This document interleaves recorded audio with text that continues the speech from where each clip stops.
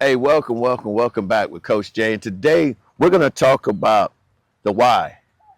That's right. Why is the core of your belief? Yeah, that's right. I got it here. I want to share with y'all. You listen, people aren't stuck because they lack potential. They're stuck because they lost their why. Not potential, their why. What are you talking about, Coach? Many of us have ambition, drive, and goals, but it phases out because we don't anchor it on our why. And what do you mean by why? Why do I do this? Why am I driven for this? Why do I want to drive for this? Why am I looking for this success? Why am I looking to achieve this? See, the problem is when we start going through things, sometimes we forget the why we do it. Why we're committed to this? Why we're seeking to achieve certain goals? Why? Why am I trying to fit in? Why do I need to fit in? And why should I take this action over another? Yeah. Simple, ain't it? Sounds so simple.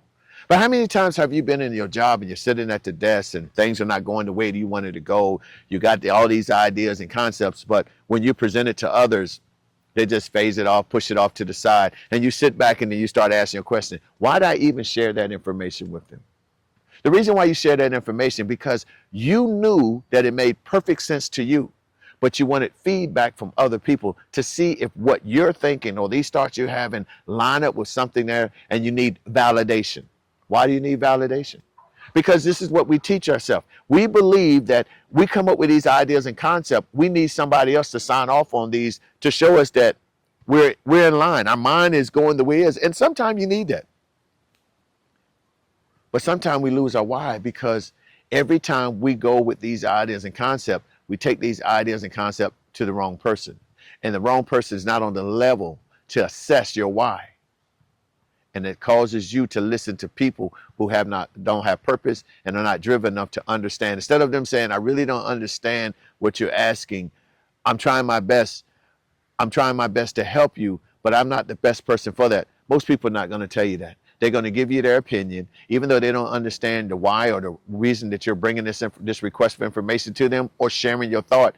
They'll kill it and dumb it down. But you should know what your why is. Why do I have this job? Why am I at this particular place? Why am I even seeking out to become an entrepreneur? Why? Oh, it's because I want to feed my family. Oh, it's because I have a niche.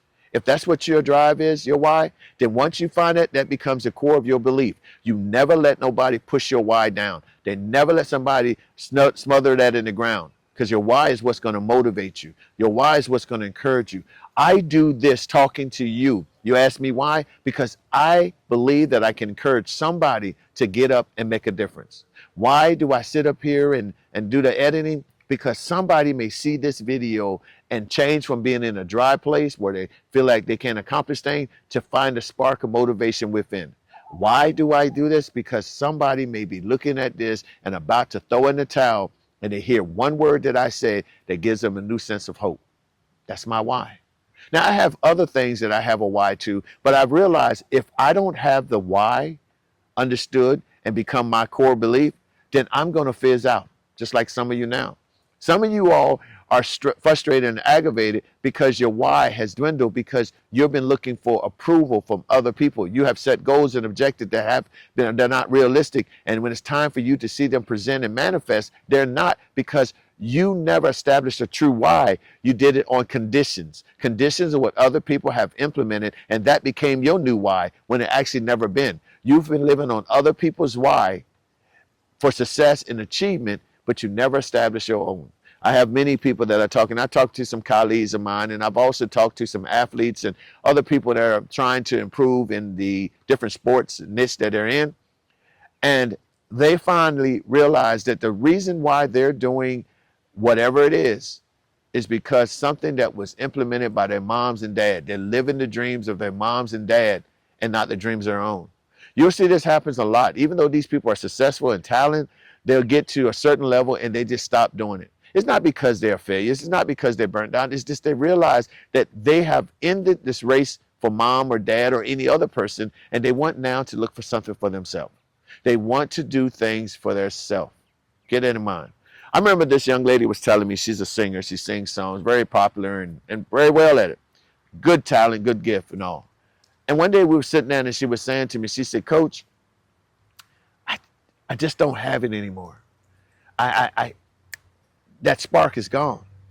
And I was sitting down and we was talking and I said, well, why is the spark? Why do you feel your spark is gone? She said, I can go out here and I can sing and I can do this, but I don't find joy in it anymore. And we sat back and she kept on sharing. And I went back. I said, well, tell me, when did you first start singing? She said, well, I was singing since I was 5. And, you know, and I'm not going to tell you her age now, but she was saying I've been singing at 5 and I've been performing since I was about 16, 17. And, you know, it's fun. You know, it's a great place, visit different places, monies and all that.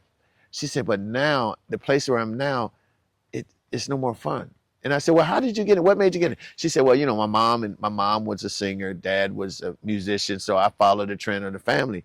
And I said, that's what you wanted to do? She said, at 5, I really didn't have no decision. I said, yeah, I understand. But what about when you became a teenager? Before you turned 16, did you start feeling the same? She said, yeah, I started feeling it. But at this time, the family started depending on me and the monies that I was making. I said, but that wasn't your passion? She said, I thought it was, but it wasn't. I said, so you were sitting back and now you're at a place where you're trying to answer your why. And she said, well, explain. And I told her, you're sitting up here every day, getting up in the morning and asking yourself, why should I go and perform? Why should I go and write another song? Why should I get out the bed and do this when there's something else I could be doing? She said, wow, you're there with me. That's exactly where I'm at. She said, don't get me wrong. I love all the money and all the places going and glamour and all those things. But at night, I wish I could be doing something else. So I hit her back with the question, why? Why don't you do that? And she looked at me puzzled. I said, is there any way you can do what you're doing and still do what you really want to do? I said, my question I'm going to throw to you is always going to be, why not? And she sat back. She scratched her head. She said, you make a valid point there. I said, I'm never going to tell somebody to walk away from their bread and butter. But I do believe this. If you're not comfortable, eventually, whatever you're doing, you're going to stop. If you can find your why you keep doing what you do, that motivation may come back. Now, needless to say, she did not stop singing. She did not stop performing. But now she has done something on it. She started her own non-for-profit business where she's giving back to some of the homeless and less fortunate people, misfortunate people, in efforts of sharing what she has to be a blessing to others. She's always had a heart for people, and that's why she was easy for her to follow through with the singing and the different performance, because in her own way she was giving something back. Not what her parents were looking for, not because of her golden voice of singing. It was her convincing of her why that she gets up was to give to the kids.